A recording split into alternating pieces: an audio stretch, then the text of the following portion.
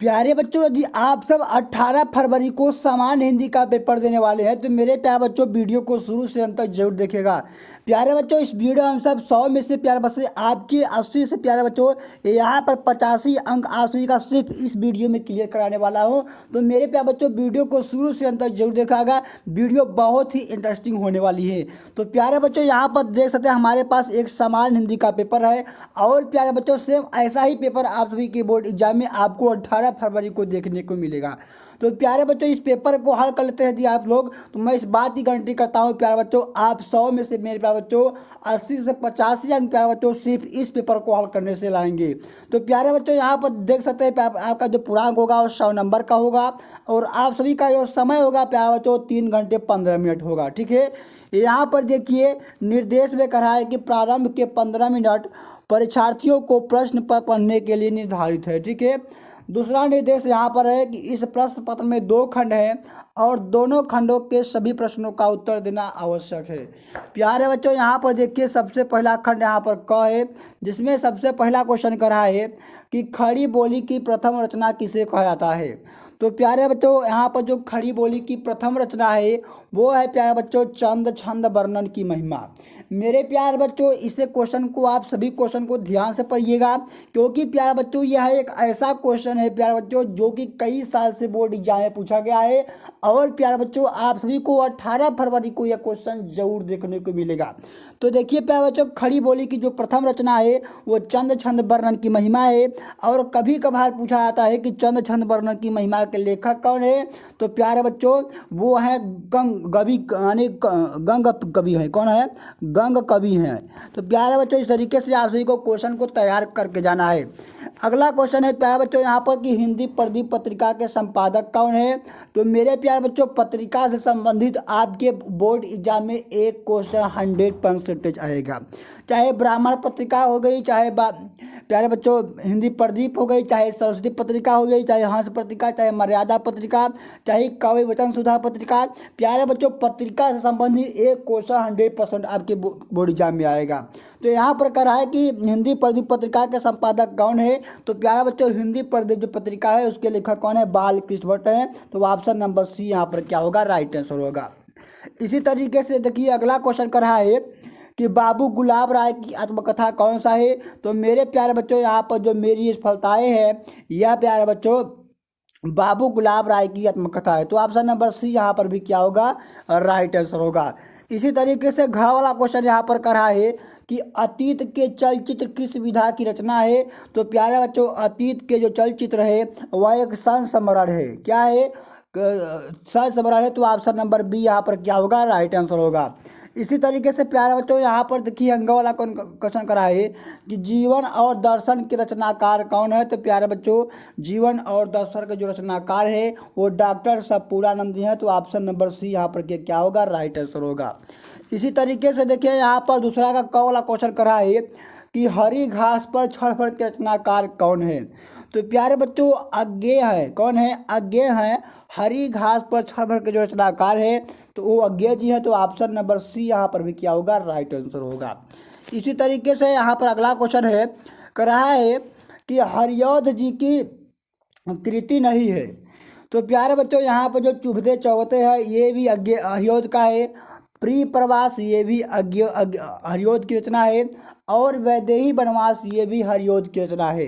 लेकिन प्यारे बच्चों यहाँ पर जो चित्राधारी है यह प्यारे बच्चों जयशंकर प्रसाद का रचना है और पूछा गया है कि कौन सी रचना हरिऔध की नहीं है। तो प्यारे बच्चों ये जो चित्राधार है यह जो है ये क्या है? हरिऔध जी की रचना नहीं। तो यहाँ पर ऑप्शन नंबर सी क्या होगा? राइट आंसर होगा। इसी तरीके से यहाँ पर अगला क्वेश्चन करा है कि साहित्य लहरी के रचयिता कौन है। तो प्यारे बच्चों सूर सागर, सूर की शरावली और साहित्य लहरी ये सारे रचनाएं मेरे प्यारे बच्चे किसकी हैं? सूरदास की हैं। तो ऑप्शन नंबर बी यहाँ पर क्या है? राइट आंसर है। इसी तरीके से अगला क्वेश्चन है कह रहा है कि नौका बिहार कविता किस कृति से अवतरित है। तो मेरे प्यारे बच्चों जो सुमित्रा नंदन पंत की एक रचना है जिसे कहते हैं पल्लव। ठीक है, इसी पल्लव से क्या है प्यारे बच्चों नौका विहार जो कविता आपके सिलेबस में है वहीं से क्या है? अवतरित है। तो ऑप्शन नंबर सी यहाँ पर भी क्या होगा? राइट आंसर होगा। इसी तरीके से प्यारे बच्चों यहाँ पर अंगा वाला क्वेश्चन करा है कि दूसरा तार सप्तक के कवि कौन है। तो मेरे प्यारे बच्चों यहाँ पर जो भवानी प्रसाद मिश्र है ये क्या है, दूसरे तार सप्तक के कवि हैं। तो ऑप्शन नंबर डी यहाँ पर क्या होगा, राइट आंसर हो गया। प्यारे बच्चों इस तरीके से आज के बोर्ड एग्जाम में 10 MCQ आएंगे और इस 10 MCQ को आपको तैयार करके जाना होगा। अब प्यारे बच्चों यहाँ पर देखिए तीसरा क्वेश्चन क्या करा है कि दिए गए पद्यांश पर आधारित निम्नलिखित प्रश्नों के उत्तर दीजिए। तो प्यारे बच्चों यहाँ पर जैसे देख सकते हैं जो गद्यांश है आज के बोर्ड एग्जाम में 10 नंबर का आएगा। इसमें 5 क्वेश्चन होते हैं, प्रत्येक क्वेश्चन 2 नंबर का होता है, ठीक है। तो देखिए सबसे पहले आप सभी के बोर्ड एग्जाम में जब आपको गद्यांश मिले तो सबसे पहले आप सभी को गद्यांश को थोड़ा सा पढ़ना होगा। गद्यांश को पढ़ने से यह पता चल रहा है बच्चों कि ये जो गद्यांश है किस पाठ से लिया गया है, ठीक है। जैसे यहाँ की है करा है कि मैं यह नहीं मानता कि समृद्धि और अध्यात्म एक दूसरे के विरोधी हैं या भौतिक वस्तुओं की इच्छा रखना कोई गलत सोच है। उदाहरण के तौर पर मैं खुद न्यूनतम वस्तुओं का भोग करते हुए जीवन बिता रहा हूँ, लेकिन सर्वत्र समृद्धि की कद्र करता हूँ क्योंकि यह अपने साथ सुरक्षा विश्वास लाती है। मेरे प्यारे बच्चों इस गद्यांश में आप सभी को देखने को मिल रहा है कि यहाँ पर देखिए समृद्धि इस गद्यांश में देखने को मिल रहा है।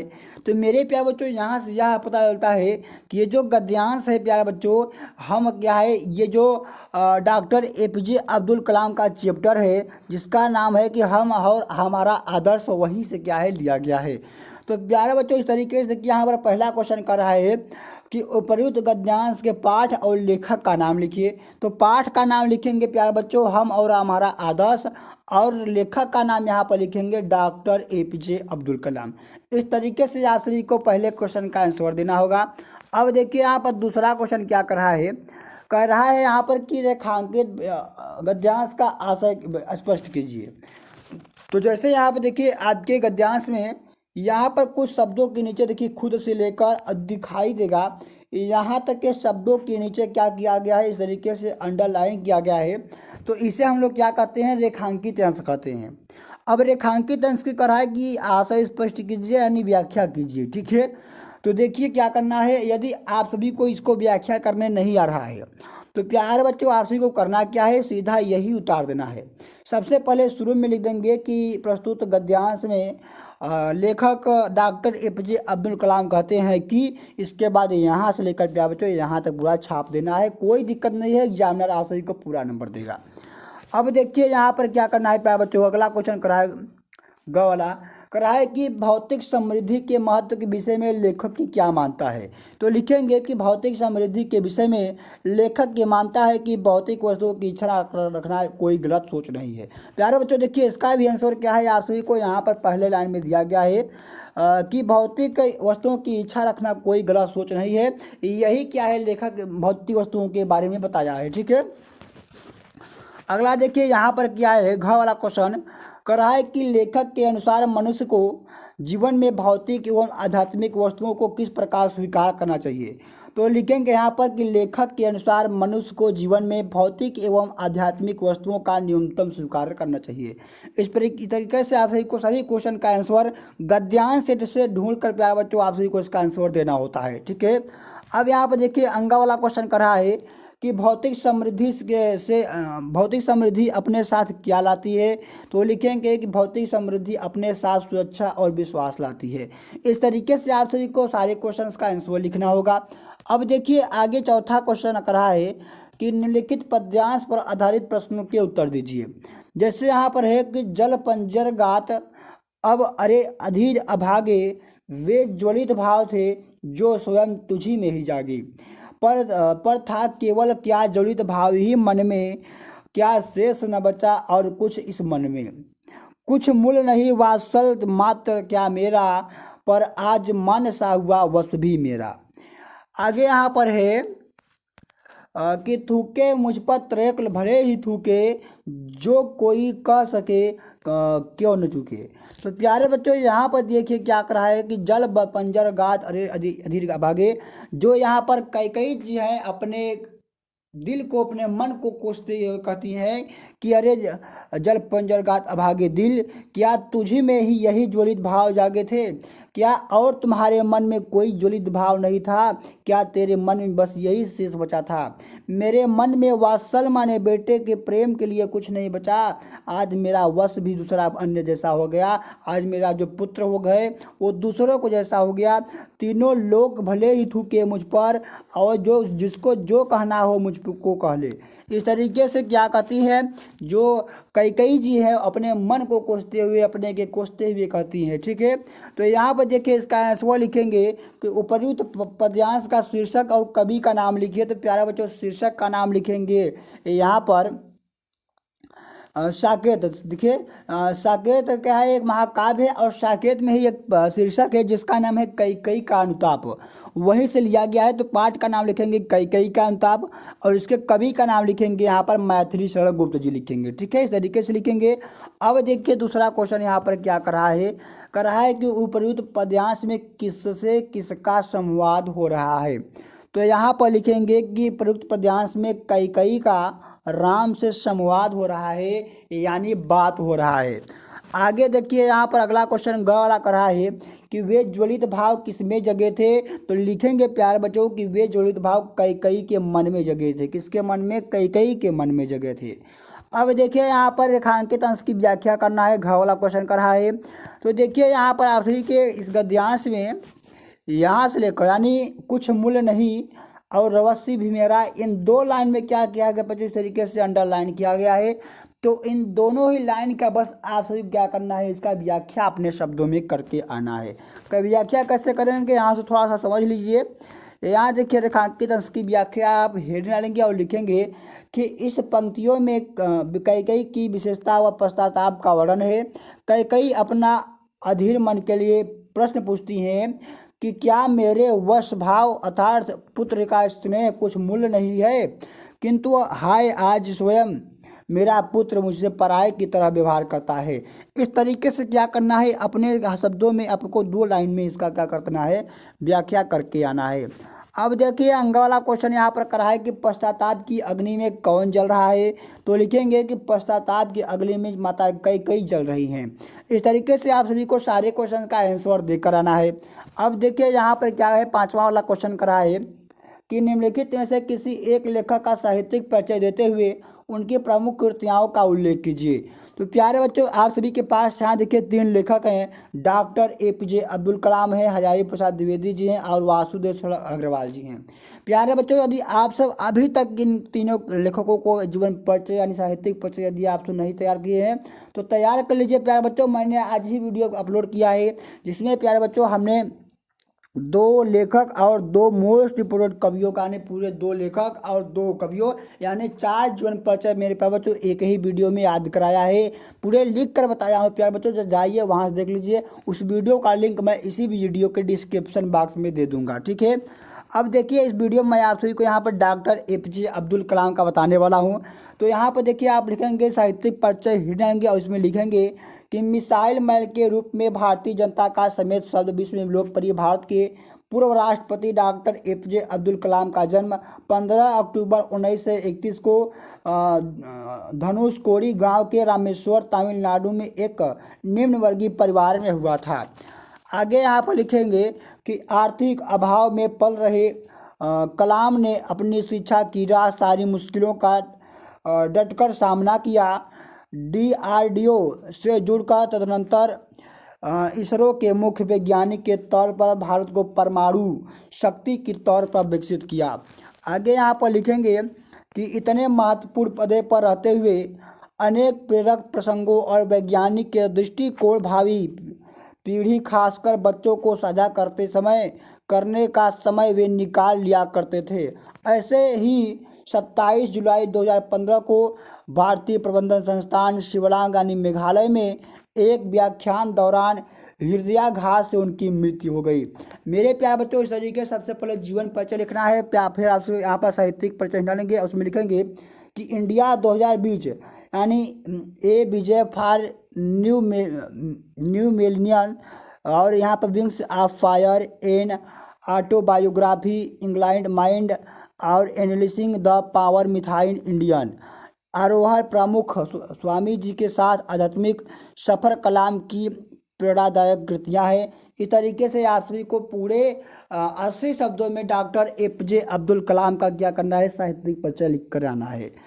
यहाँ पर देखिए ख वाला क्वेश्चन कर रहा है कि निम्नलिखित में से किसी एक कवि का साहित्यिक परिचय देते हुए उनकी प्रमुख रचनाओं का उल्लेख कीजिए। तो यहाँ पर देखिए जयशंकर प्रसाद जी हैं, सुमित्रानंदन पंत जी हैं और रामधारी सिंह दिनकर जी हैं। इस वीडियो में आप सभी को सुमित्रानंदन पंत का जीवन परिचय बताने वाला हूँ। तो लिखेंगे कि प्रकृति के सुकुमार कवि सुमित्रानंदन पंत का जन्म उत्तराखंड के कुमायूं प्रांत के कौसानी नामक गांव में 1900 ईस्वी में हुआ था। बचपन से ही कवि हृदय सुमित्रानंदन पंत ने उस शिक्षा के लिए प्रयागराज का रुख किया और इसे ही अपनी कर्मस्थली भी बनाया। 1942 ईस्वी में लोकायतन नामक संस्कृति पर इन्हें ज्ञानपीठ पुरस्कार मिला। अरविंद दर्शन का प्रभाव उनके काल पर भी पड़ा।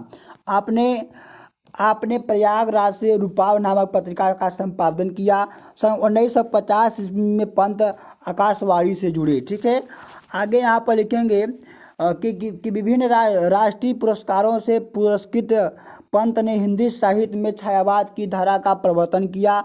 सन 1977 में प्रकृति के चितेहरा यह साहित्यकार स्वर्गधाम को कूच गया। कला और बूढ़ा चांदपन है चिदम्बरा और लोकायतन बीड़ा ग्रंथि पल्लव गुंजन युगांत ग्रामा आदि कृतियों का रचनाकार पंत ने प्रकृति के मानवीकरण को अपने सृजन में सहचारी बनाया। आगे यहाँ पर लिखेंगे कि पंत का काव्य प्रकृति मानवतावाद तथा चेतनावाद से प्रभावित है। पंत जी की कृतियों में स्थूल के प्रति सूक्ष्म का विद्रोह में चित्रमयी भाषा के साथ स्थान प्राप्त है। इस तरीके से क्या करना है, आप सभी को सुमित्रानंदन पंत का प्यारे बच्चों जीवन परिचय तैयार करके जाना है। मोस्ट इम्पोर्टेंट प्यारे बच्चों ये 3 कवि हर साल आते हैं। अब देखिए यहाँ पर प्यारे बच्चों आप सभी का 6वां क्वेश्चन करा है कि पंचलाइट अथवा बहादुर कहानी का सारांश लिखिए। तो मेरे प्यारे बच्चों मैंने एक वीडियो में पंचलाइट, बहादुर, ध्रुव यात्रा और लाठी इन चारों कहानियों को मात्र 16 मिनट की वीडियो में प्यारे बच्चों मैं बताया हूँ। आप लोग जाइए प्यारे बच्चों वहाँ से चारों कहानियों को प्यारे बच्चों एक बार पढ़ के जाइएगा। ठीक है, मैं इस वीडियो में बहादुर कहानी का सारांश बताने वाला हूँ। तो यहाँ पर लिखेंगे कि अमरकांत द्वारा लिखित कहानी बहादुर एक नेपाली बच्चे के आधार की कहानी है जिसका बाप मर चुका है और माँ के दुष्कुमार यानी दुष्व्यवहार के कारण वह अपने घर से भाग आया। लेखक अपने किसी रिश्तेदार के माध्यम से बहादुर के घर काम के लिए मिला था। आरंभ में तो बहादुर की खूब अवभगत की गई, लेकिन दिन बीतते के साथ साथ इसमें कमी आती गई। लेखक की पत्नी लेखक का जो बड़का लड़का है किशोर तो मानो बस बहादुर को पीटने और बहाने ढूंढते रहते थे। बहादुर का बाल मन जब आहत होता रहता, परंतु अगले दिन फिर हंसता खिलता बहादुर पूरे घर के लिए चकर घिन्नी की तरह घूम फिर कर काम करने लगता था। आगे यहाँ पर लिखेंगे कि एक बार मेहमानों के 10 रुपये खो जाने पर जब घरवालों ने बहादुर पर चोरी का आरोप लगाया तो उससे दुष्व्यवहार किया। तब बहादुर के स्वाभिमान पर चोट पहुंची और एक दिन बिना किसी को बताए बहादुर अचानक घर छोड़कर चला गया। उसके जाने के बाद सारे घर में मातम छा गया। सारे घर वाले अपनी गलती स्वीकार का पश्चाताप करने लगे, परंतु उस पश्चाताप करने से क्या फ़ायदा। वह सोचने लगे कि उसे माफ़ करने वाला बहादुर जा चुका था और वो सब ढूंढ रहे थे, परंतु बहादुर कहीं नहीं मिल रहा था। इस तरीके से क्या करना है, आप सभी को 80 शब्दों में प्यारे बच्चों बहादुर कहानी का सारांश लिख कर आना है। 7वां क्वेश्चन है प्यारे बच्चों यहाँ पर कि सोपतित खंडकाव्य के आधार पर किसी एक खंडकाव्य के एक प्रश्न का उत्तर दीजिए। तो मेरे प्यारे बच्चों आपके ज़िले में जो भी खंडकाव्य चलता होगा आप उसी खंडकाव्य का क्या कीजिए, आप उसी खंडकाव्य को तैयार कर लीजिए और उसी का आंसर आप सभी को अपने बोर्ड एग्जाम में लिख कर आना होगा। आगे यहाँ पर देखिए प्यारे बच्चों आप सभी का खंड ख आता है। यहाँ पर देखिए खंड ख है, यहाँ पर कहा है कि दिए गए संस्कृत गद्यांशों में से किसी एक का सात संध हिंदी में अनुवाद कीजिए। तो मेरे प्यारे बच्चों यहाँ पर देखिए आप सभी के पास एक संस्कृत का गद्यांश दिया गया है और करा है। सबसे पहले इसका संदर्भ लिखिए और हिंदी में अनुवाद कीजिए। तो संदर्भ लिखेंगे प्यारे बच्चों कैसे, यहाँ पर लिखेंगे कि प्रस्तुत गद्यांश हमारी पाठ्य पुस्तक हिंदी के संस्कृत दिग्दर्शिका के महामाना मालवीय पाठ से उद्धृत है। इस तरीके से लिखे गए। अब हिंदी में अनुवाद हिरण्य केस में लिखेंगे कि महापुरुष संसारिक प्रलाभों के फंसकर अपने निश्चित लक्ष्य से कभी भी भ्रष्ट नहीं होते। देश की सेवा में अनुरक्त का यह युवक उच्च न्यायालय की सीमा में न रह सका। पीड़ित मोतीलाल नेहरू, लाला लाजपत राय आदि अन्य राष्ट्र नायकों के साथ वह भी देश के स्वतंत्रता संग्राम पर उतर पड़े।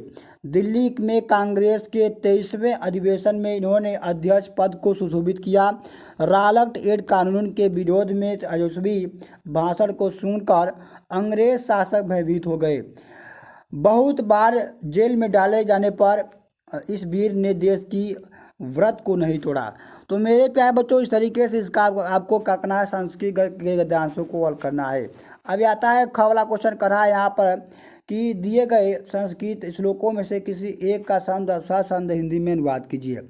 जैसे यहाँ पर है कि विद्या विवादाय धनमदाय शक्ति परेशान परिपीडनाय खलश साधो विपरीत में ज्ञानाय दानाय च रक्षणाय।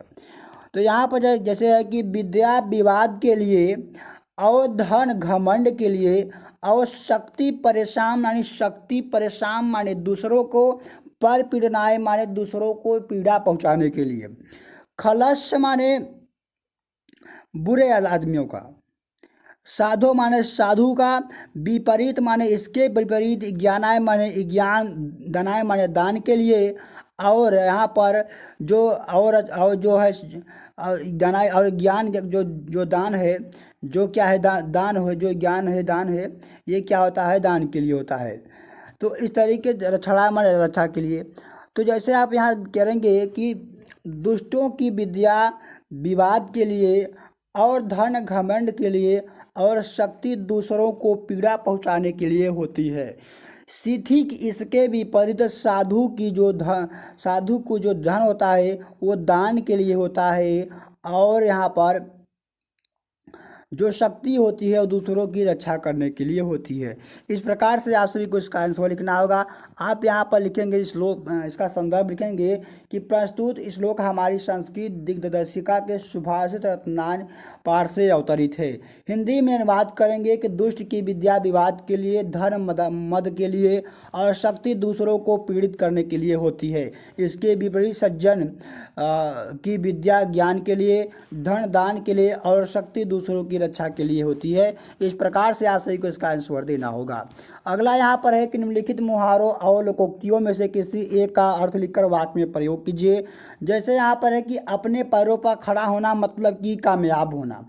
तो सबसे पहले आप सभी को इसका अर्थ लिखेंगे कामयाब होना। अब यहाँ पर लिखेंगे वाक्य में का प्रयोग। अब लिखेंगे कि राम के माता पिता बहुत खुश हैं क्योंकि वह नौकरी पाकर अपने पैरों पर खड़ा हो गया। इस प्रकार से आप सभी को क्या करना है, एक वाक्य बनाकर लिखना होगा। अब जैसे यहाँ पर है कि उल्टी गंगा बहाना, तो इसका मतलब होता है कि असंभव करना, यानी काम को असंभव करना, यानी उम्मीद पार कर देना। तो लिखेंगे वाक्य का प्रयोग कि तुम इस काम को नहीं कर पाओगे, तुम्हारे लिए यह उल्टी गंगा बहाने के समान है। इस तरीके से आप सभी को यहाँ पर लिखना होगा। अगला यहाँ पर है कि गुलर का फूल होना मतलब कि दुर्लभ होना, यानी दिखाई न देना। तो यहाँ पर लिखेंगे कि इस संसार में पहले के जैसे लोगों का मिलना गुलर के फूल के समान हो गया है। इस प्रकार से आप सभी को यहाँ पर लिखना होगा। अगला यहाँ पर है कि मक्खन लगाना मतलब कि खुश मत करना। अब वाक्य में प्रयोग करेंगे कि वे उन्हीं का काम करते हैं जो मक्खन लगाते हैं। इस प्रकार से आप सभी को क्या करना है, 2 नंबर यहाँ से आप सभी को मिलता है। अब देखिए आगे यहाँ पर 10वां क्वेश्चन है। 10वां क्वेश्चन में प्यारे बच्चों आप सभी को अपठित गद्यांश दिया जाएगा, जो कि प्यारे बच्चों वह बहुत इजी होता है। जैसे आपके सिलेबस में जो गद्यांश पद्यांश दिया गया है, सेम उसी तरह का आप सभी को 5 नंबर का गद्यांश मिलता है। और 5 नंबर का गद्यांश मिलता है, उस पर 3 क्वेश्चन होते हैं, 2 क्वेश्चन 2-2 नंबर का और 1 क्वेश्चन 1 नंबर का होता है। ठीक है। 11वां क्वेश्चन करा है कि निम्नलिखित शब्द युग्मों का सही अर्थ करके चयन लिखिए। तो जैसे यहाँ पर है जलद और जलज, तो तो यहाँ पर देखिए जलद का मतलब होता है बादल और जलज का मतलब क्या होता है कमल। तो ऑप्शन नंबर बी यहाँ पर क्या होगा, राइट आंसर होगा। इसी तरीके से यहाँ पर देखिए दूसरा क्वेश्चन है कि अवलंब और अभिलंब में क्या का अर्थ क्या है। तो देखिए अवलंब का मतलब होता है सहारा और अभिलंब का मतलब होता है शीघ्र। तो विलंब का मतलब देर होता है, तो अभिलंब का मतलब क्या हो जाएगा, शीघ्र। तो ऑप्शन नंबर बी यहाँ पर भी क्या है, राइट आंसर होगा। इसी तरीके से यहाँ पर देखिए ख वाला करा है कि निम्नलिखित शब्दों में किसी एक के दो अर्थ लिखिए। ठीक है, तो यहाँ पर देखिए लिखेंगे जैसे अछत है, तो अछत का मतलब होता है अखंडित या फिर जिसके खंड या टुकड़े न हो। ठीक है, जैसे धान का लावा हो गया। दूसरा है कर, कर का मतलब होता है टैक्स, या और दूसरा का अर्थ क्या होता है, हाथ। अगला है यहाँ पर द्विज, द्विज का मतलब होता है ब्राह्मण और जन्म लेने वाला, दो बार। ग वाला क्वेश्चन करा है कि निम्नलिखित वाक्यांशों के लिए एक सही शब्द का चयन करके लिखिए। जैसे यहाँ पर है कि किए गए उपकार को न मानने वाला उसे क्या कहते हैं, कृतघ्न कहते हैं। घृणा के योग्य जो है उसे घृणास्पद कहते हैं। ठीक है, यहाँ पर घ वाला क्वेश्चन करा है कि निम्नलिखित में से किसी दो वाक्यों को शुद्ध करके लिखिए।